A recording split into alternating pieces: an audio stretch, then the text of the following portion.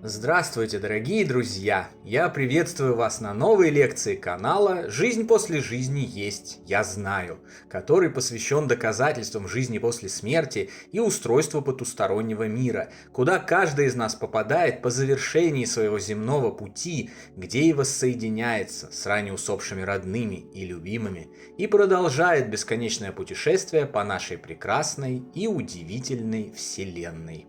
Если вам нравится то, что мы делаем, вы можете поддержать работу нашего канала донатом по ссылке в описании видео. Благодаря вашей поддержке наши ресурсы остаются бесплатными для всех. Большое вам спасибо. Сегодня мы поговорим об онкологии с точки зрения знаний о потустороннем духовном мире.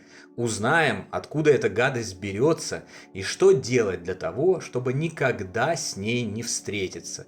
Или же успешно забороть ее, если таковая встреча по тем или иным причинам уже успела произойти. А также в целом о грамотном управлении физическим здоровьем через совсем другие эффективные способы, нежели те, о которых так много говорят. Приступим. Тема онкологии очень страшна для многих, поэтому большая часть знаний о ней остается недоступной для большинства живущих. Просто потому, что они отмахиваются от нее, как от самого большого ужаса и кошмара, не желают ничего о ней слышать, соприкасаться с ней и тем более углубляться в нее. Я понимаю и спокойно принимаю, что ввиду этих причин данная лекция по большей части останется невостребованной. Почти все просто пройдут мимо, но все равно обязан передать эти важные знания, открывшиеся мне благодаря моим умершим родным и любимым людям. А вы все же постарайтесь сделать небольшое усилие над собой, преодолеть страх и получить их. Ведь на самом деле эти до невероятного простые знания имеют критическое значение для вашего здоровья и для здоровья всех живущих сейчас на Земле. В моей нынешней жизни я очень часто сталкивался с онкологией. Мой собственный биологический скафандр, в котором я обитаю в текущем воплощении, по крайней мере пока не стал жертвой этой хвори.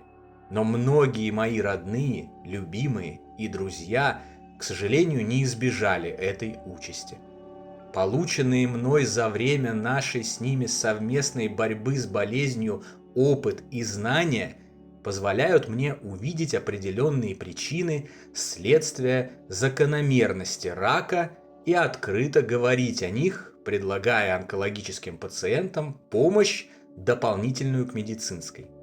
В данный момент мы готовим релиз отдельной большой аудиокниги, посвященной онкологии, ее непосредственной связи с духовным миром человека и методом использования этих знаний в целях исцеления и победы над раком, а также устранению даже самой возможности встречи с ним. Вскоре вы сможете ее прослушать. Пока же поговорим вот о чем. Ранее, в предыдущих лекциях и в нашей книге «Жизнь после жизни есть, я знаю. 100 вопросов и ответов про потусторонний мир» мы уже говорили с вами о том, что все болезни физического тела идут из тонкого духовного мира, то есть следуют за нарушениями в работе тонких тел человека, его психики и энергетических центров.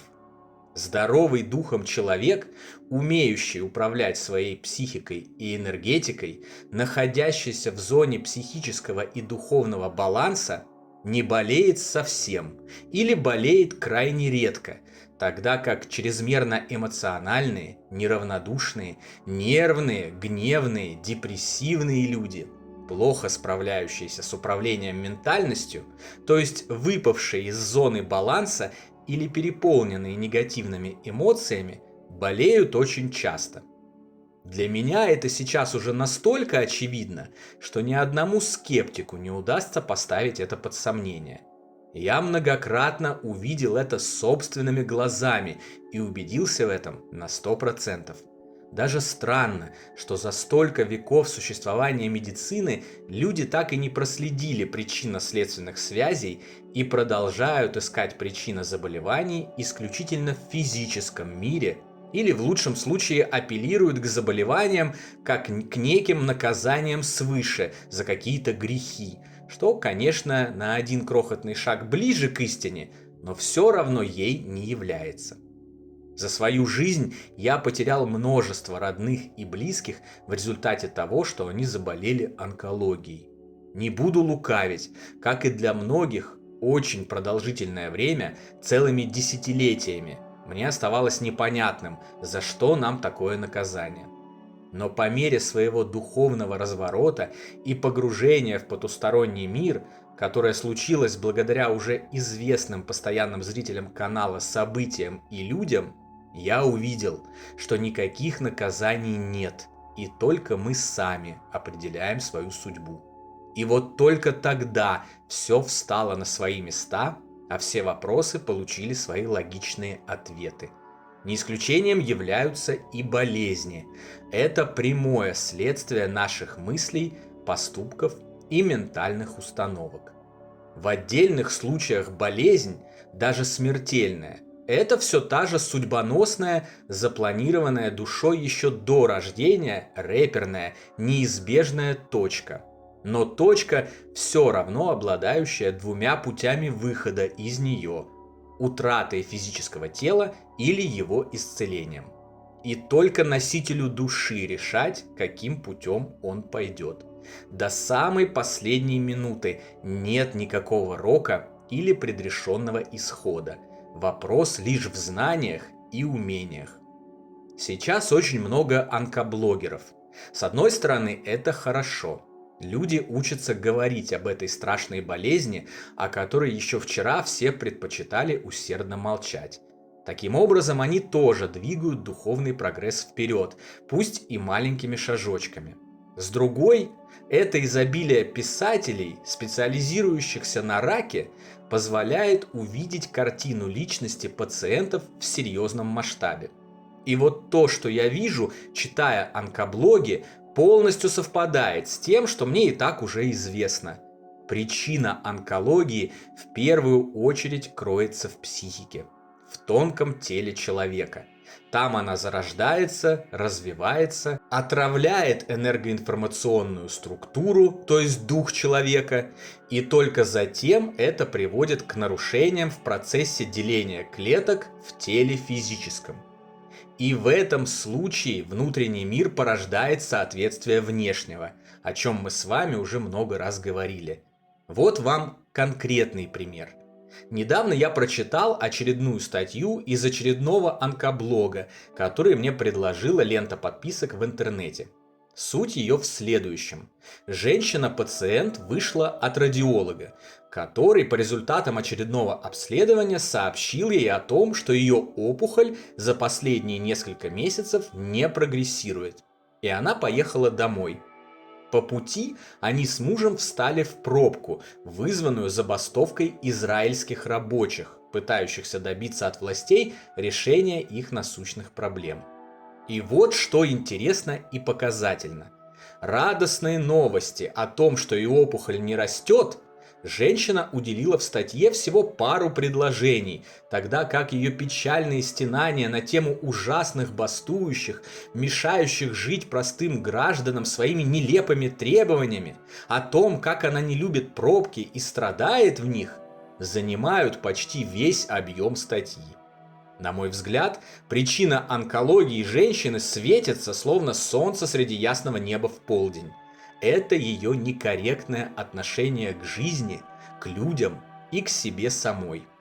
Выбирая, на чем сосредоточиться из двух событий, радостном результате промежуточного обследования или мелком неудобстве с пробкой, которое вообще не стоит какого-либо серьезного внимания, она выбирает второе и представляет его для себя чем-то настолько ужасным и значимым, что Третья мировая война кажется сущим пустяком.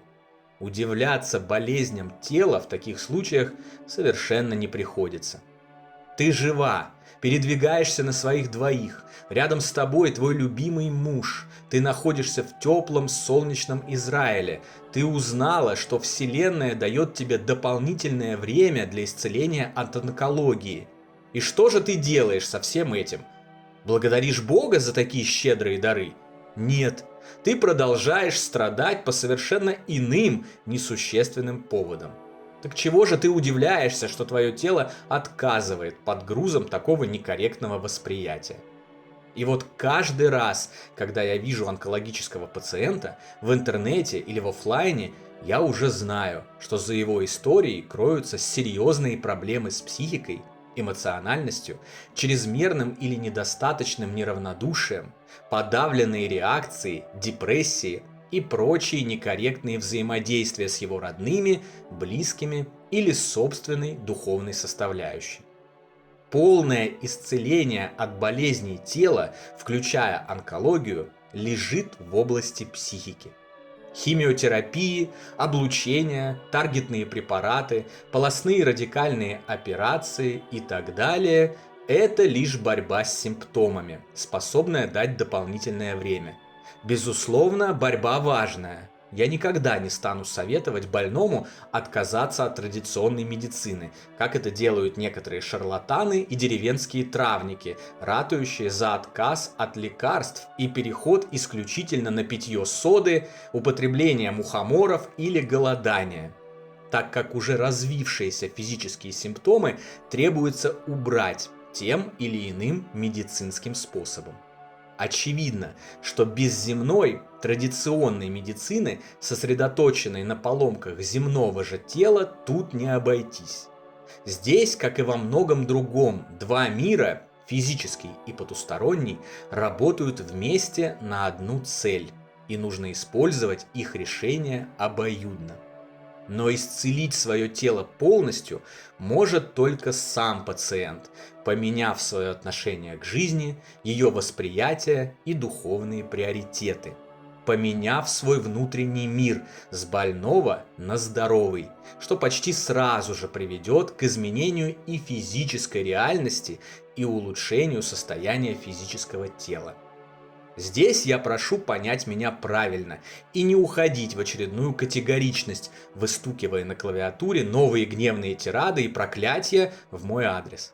То, что я сказал, разумеется, не значит, что только плохие люди, невротики или страдающие депрессиями болеют раком. И я это все время подчеркиваю. Порой, а иногда и чаще других, самые позитивные, самые светлые и самые лучшие из нас заболевают онкологией в результате сильных эмоциональных страданий из-за того, что люди творят друг с другом. Из-за войн, убийств, жестокого отношения к животным, пытаясь помочь другим и забывая о себе. Иногда болеют и дети по уже описанным выше причинам, проходя те или иные неизбежные точки на пути своего воплощения. Иногда это следствие так называемой кармы прошлых воплощений, собственной или же близких душ, с которыми ведется работа в группе. Иногда это личная жертва маленького духа с целью спасти душу любимого человека и так далее. Мир огромный и сложный. Не существует единого подхода ко всему на свете. Об этом важно помнить.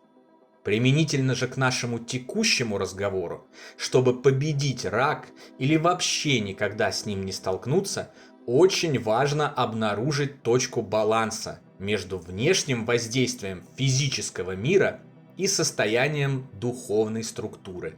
Вот верный путь к исцелению от любой болезни. Чтобы быть здоровым, важно оставаться в зоне баланса психики, в зоне невозмутимости, добра, света и любви. Это и есть зона здоровья, в которую нужно стремиться всегда и в любых обстоятельствах, чтобы однажды обосноваться в ней насовсем. Многим это удавалось, иногда осознанно, иногда случайно, но огромное количество людей так или иначе прошло этим путем. Они перестали болеть, дожили до 100 лет и успели совершить множество добрых поступков, а также достичь предназначений, с которыми они спускались в воплощение. А раз смогли они, значит сможем и мы. На сегодня это все, дорогие друзья. Как я уже сказал, в конце декабря мы выпустим для вас нашу большую аудиокнигу «Онкология и душа», посвященную теме сегодняшней лекции. Прослушав эту книгу, вы сможете разобраться во всех хитросплетениях управления физическим здоровьем через здоровье духовное, чтобы вообще никогда не столкнуться с раком. Изучить способы дополнительной помощи организму по исцелению от рака, если так случилось, что вы уже с ним столкнулись. Узнать мою личную историю встреч с этим непростым заболеванием на протяжении жизни, а также получить ответы на все свои вопросы. Подпишитесь на канал и следите за обновлениями. Релиз уже очень скоро.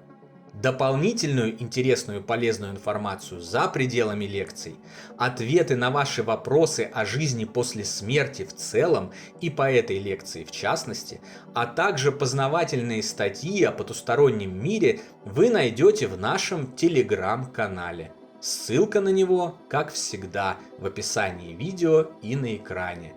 Добро пожаловать! Встречаемся на новой лекции здесь же, на нашем YouTube-канале. А пока всего вам самого лучшего, волшебного и замечательного.